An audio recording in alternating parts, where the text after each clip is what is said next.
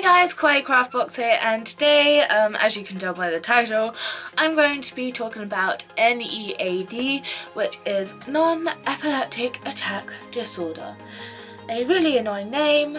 Basically it's a non-epileptic attack disorder. I don't know why they didn't just call it attack disorder, seriously.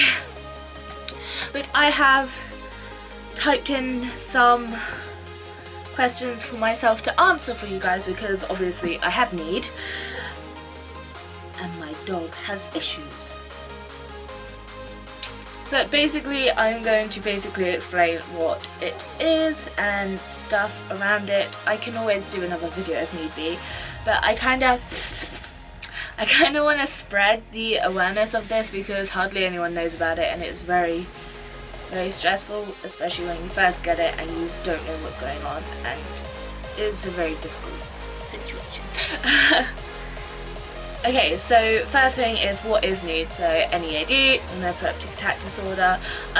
Basically for me it's caused by PTSD, post-traumatic stress disorder, and something happened to me a very long time ago and my brain decided to rewire itself to do the fight and flight thing, but instead it decided to freeze, as my therapist explains to me.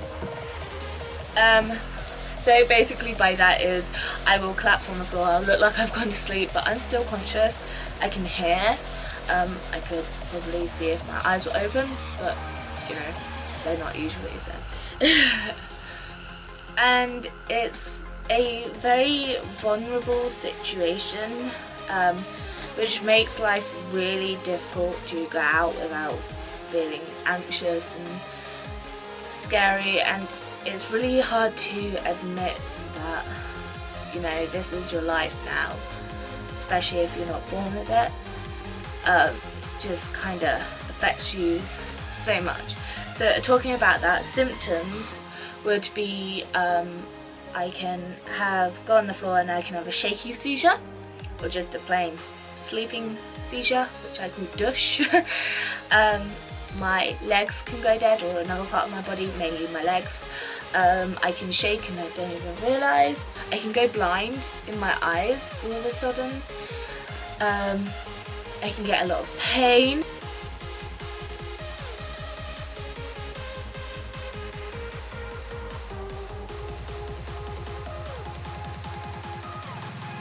I can get extremely tired,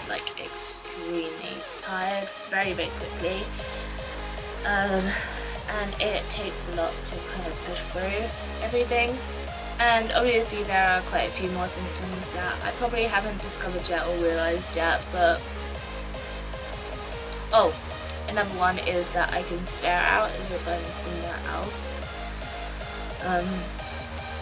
And like when I try and think back on how I feel and what I'm thinking about during my starey moments, I have no idea. So I'm very clueless about what's happening there, but I can just go.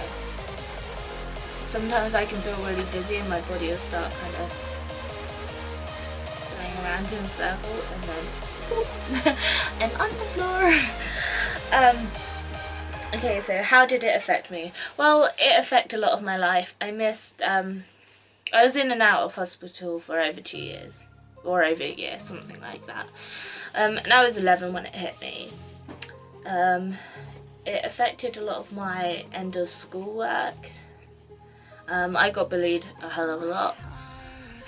And it was really difficult because people don't know much about it. So a lot of people would say that I'm faking, that kind of stuff. And that was really hard to deal with, especially when you don't even know what's going on with yourself. And you just think so much about yourself because of what everyone else is saying and how you feel. It makes life very difficult. I have to have a wheelchair at the moment. I'm waiting for a powered one to come because obviously I get tired and it's just too difficult to self-propel myself. Obviously, because of my tiredness, I find it very difficult to exercise, and just life in general. It makes everything really difficult. You see the world differently, which can be nice. And sometimes when you see someone else that's disabled or clearly disabled something, you just kind of look and be like, I know how it is, you know, like, I don't know everything, but it's just to, as much as you wish you were the only one because you wish no one else had this problem, it's also nice to feel that you're not the only one. So it's like a really difficult thing to deal with in life. Any disability is, let's be real.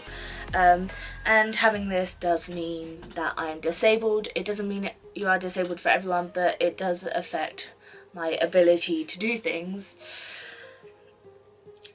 And that is another horrible experience in itself. So next is triggers. So a trigger, I have a trigger word.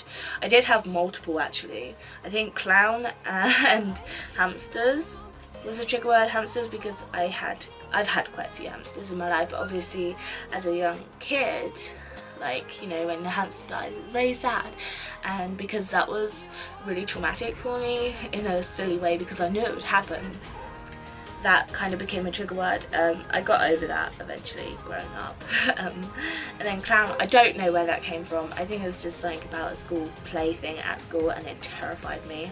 Another thing is loud noises. Now, I used to be really sensitive to loud noises and lights, flashy lights.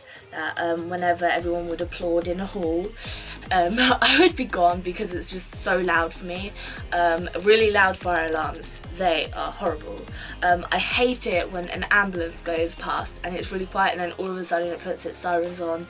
That scares the shit out of me and sometimes will make me go. Being tickled, weirdly enough, I hate being tickled. It's very stressful for me. It's like too much emotion, I think, and that makes me go. Flashy lights, at one point I had to have the seats down in the car and kind of lie down as we were driving because just the car lights going home from somewhere sent me off, and it made it really painful for some reason. Pain is a trigger even though it causes pain, stupid. Tiredness, same thing. Kind of like where my brain will be like, right, time to shut down for a minute, I need some time alone, and you're like, excuse me, I'm trying to do something here, and then all of a sudden you're on the floor and you're like, can someone help me? What I do to help. So obviously I've said I've got a wheelchair. I was so scared about getting this because I didn't want to accept that I am disabled, but now that I have, I'm more willing to get one because if I need it to help me, I'm going to use it to help me. There's no point pushing it by any longer and just not having freedom of being able to go on walks with my family, that kind of stuff. It's very, very difficult. Whereas now I can. I did used to have a lot of help getting in the bathroom and shower, and very rarely, but sometimes I will ask my mum to help me. Usually I just now have support around me to kind of help me around because I've learned to control it a lot more. Weirdly enough, I don't know how I did it, but I kind of put myself in training basically. Do people know? Now the answer to this is rarely. There are lots of people with it, surprisingly, but compared to out of everyone in the whole world, there is literally the tiniest amount. And even ambulance people and doctors, a lot of people don't know about it, which is made my experience with ambulances and hospitals very terrifying. I hate it, honest to God, hate it, because at one point I went dush, someone called the ambulance and they didn't understand it. My mum would tell them, or like my ex-partner was with me at one point, would tell them, and they would kind of answer in a voice that was like, yeah, I'm sure she has. And it was just, it's a really not a nice experience to have someone that is supposed to be professional, someone that is supposed to trust, someone that's supposed to look after you in such a vulnerable situation, to kind of say that you're faking yourself. And it's just very difficult to deal with. I've had people in ambulances pinch me to see if I would wake up as if they don't believe any of this.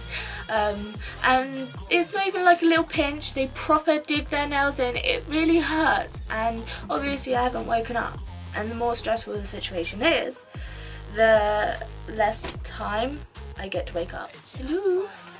Okay, so that was kind of it for this video. I hope you guys found this really useful. Say hello to Patricia. Hello. And I don't know, if you guys could share this and put this out there as much as possible, that would be brilliant, because I want to make more people aware of it, even if you don't have it and you just find it interesting, because I know some people find this stuff interesting. And you may come across someone that falls asleep on the floor, has an NEAD on like a tag thing, and you're like, what is that? What do I do? But yeah, I can always make another video on what to do if this happens and just more information about it. I'm still trying to figure out stuff for myself, and it's been so many years already. But yeah, don't forget to like, subscribe and click the bell button to get notified every time I make a new video. Yeah, bye guys. Mwah.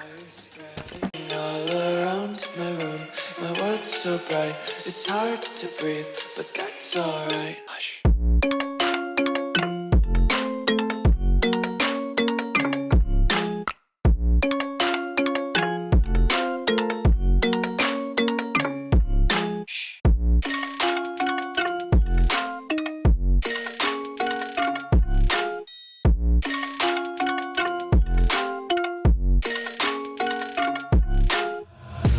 Take my